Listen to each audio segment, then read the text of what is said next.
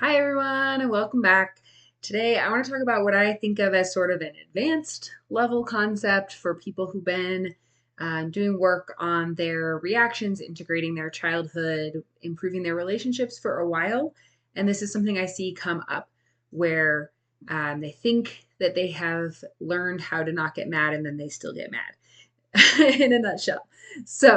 I'm Jen. I'm a queer and polyamorous mom, a holistic family consultant, and I specialize in helping adults understand and fully integrate their identities while learning how to have healthy and fulfilling self, partner, and parenting relationships that feel deeply connected and in which everyone's boundaries are respected and needs are met. And I bring a conscious parenting, neurodiversity affirming, queer and non monogamy friendly, and trauma informed lens to my work. I'm driven by passion, curiosity, and joy toward the revolutionary work of building a world in which all people thrive without having to sacrifice any parts of themselves. All right, so here's what we're talking about.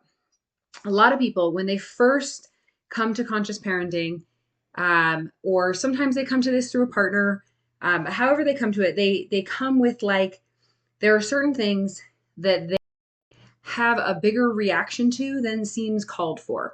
So, an example of this might be like, oh, my toddler's throwing their food on the floor, and oh, that's developmentally appropriate for a toddler, and intellectually understand, and it doesn't bother me in principle, but I'm like, every time it happens, and totally either lose it or I feel like I'm gonna lose it, and I, and so it's a common starting place to be there.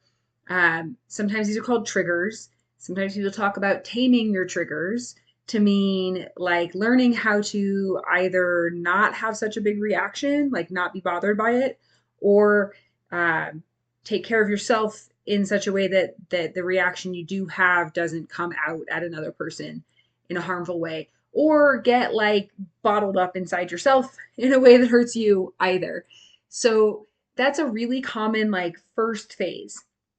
And it works. This is a skill that anybody can learn. Anybody can learn to, integrate whatever is coming up for them in that kind of a moment and self-regulate, co-regulate, direct that energy in a healthier way and not have that kind of like out of proportion reaction to something that happens. And it's really important work. And then I hear this thing happen after a while where somebody has gotten the hang of that and they're most of the time not having these big reactions. Or if they do, they're more able to see, like, oh, yeah, that's because that's what happened when I was a kid. And I never felt like I was allowed to make a mess with the art supplies or whatever it might be. They can see the things more easily. And then something happens and they have a big reaction and they get really mad and it sticks with them and they can't seem to like self-regulate or self-care their way out of it, and they're just like and they come and tell me like I thought that I had this figured out and I can't understand why I'm getting so mad about this. And I'll say, okay, tell me about it. And they'll describe something that is bullying or abuse or lying or cheating or crossing their boundaries. And I'll be like, of course you're mad. That's not okay. And they'll be like, oh, I thought I had learned how to not get mad. And so, what I want to get into today is actually sometimes you should get mad. It's okay to get mad. There's nothing wrong with getting angry. The goal of something like taming your triggers is to have the reaction match the thing that happens. Anger is protective. It inspires action. It revs up our nervous systems to, fight off a bear, flee from a tiger. In our 21st century, bears and tigers are, boundary crossing, manipulation, abuse, lying, uh, not being listened to, uh, not having reciprocity in a relationship, you know, not having safety in our relationships, our environment, our workplaces. Those things, the activation in the nervous system is what allows us to take the big actions necessary to protect ourselves, to make change, to get out of a situation if we need to. All of those things are driven by anger. Anger can be a really beneficial and helpful thing. Where anger becomes a problem is either if it is used to hurt ourselves, we bottle it up, or we internalize it, we eat our anger, or self-harm, or shut down and stop engaging in the world, or we use that anger to hurt someone else. And I want to differentiate here between protecting ourselves and hurting someone else. So if anger is coming out in a way that hurts a child, that's always something we want to redirect the anger. Even if a boundary needs to be held with a child, we don't want to hurt them in the process. With an adult, sometimes when there's manipulation or abuse happening, we get told by someone, essentially, if I protect myself, it hurts you. And so therefore I shouldn't have a boundary. And so I want to be really clear. And this is something where if you're in a situation where you're not sure that you can protect yourself or keep yourself safe without hurting someone, it's a really good sign that you need a professional to help you figure that out.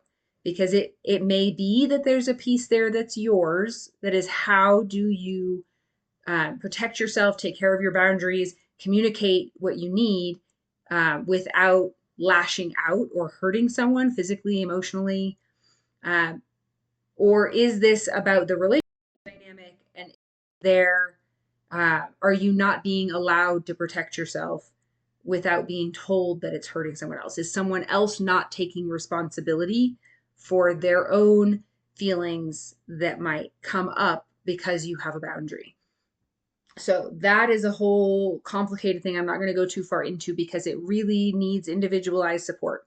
So if you're in that, like, I'm confused, I don't know if this is good or bad, if it's hurting, if it's helping, that's what I'm here for. And that's what other professionals in this field are for, is to help you uh, differentiate that and build whatever skills are necessary to take action that is what you need, protecting yourself, and is not harming someone else. So to come back, what we're going for, the goal is not to never get mad. The goal is for the reaction to fit the situation, for it to be about what's happening in present time, as opposed to like a child throws something on the floor and it makes some crumbs, and it is maybe mildly annoying that it takes a minute to clean it up and get out the vacuum and get the crumbs taken care of. And, you know, annoyance, irritation would be probably, appropriate levels of reaction to that. Freaking out and screaming, throwing things, uh, shaming, not allowing the kid to eat at the table again, these like big reactions, or even if none of those things happen on the outside, feeling like that on the inside, like there's a big like explosion on the inside about it. It's probably not entirely about what's happening in present time. That's where there's these elements of like, what happened when you were a toddler and you threw food on the floor? What happened when you made a mess in general? What kinds of messages have you internalized about what that means about your child, or about you, or about your parenting, or maybe just how over full and over busy everybody's lives are, so that it doesn't feel like there's time to clean up this little mess, that kind of thing. Those are all pieces that are like not actually about the mess that's happening in present time. And those pieces being addressed are what will allow the reaction to fit what's happening. But when something really big and harmful happens, especially when something big and harmful happens and there's either not an acknowledgement that it's harmful, or not a repair, or you're not being listened to and validated, or understood or believed, then it makes sense that you have a really big reaction. And it makes sense to be really mad. And when you're not getting what you need in terms of the repair, the acknowledgement, the understanding, the listening, the holding space for your experience, when you're not getting those things, it makes sense that you stay mad, and that no amount of breathing or hitting a pillow makes it go away because we can't let go of those things until the need gets met. So this, like I said, at first, out for a lot of people, it really is about untangling all of those pieces about what actually is happening in present time. Do I know how to take care of myself when I get mad? What happened to me in earlier in my life? What else might be going on in the relationship with someone? All of those pieces, like untangling all of that, is step one. And then where I really want to leave you with today is that as you get past that, it's likely that you'll get angry a lot less.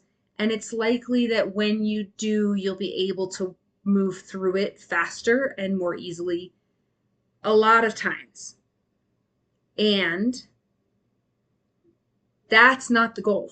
The goal is not to stop the anger. The goal is to be in touch with what is really happening in present time and what you need.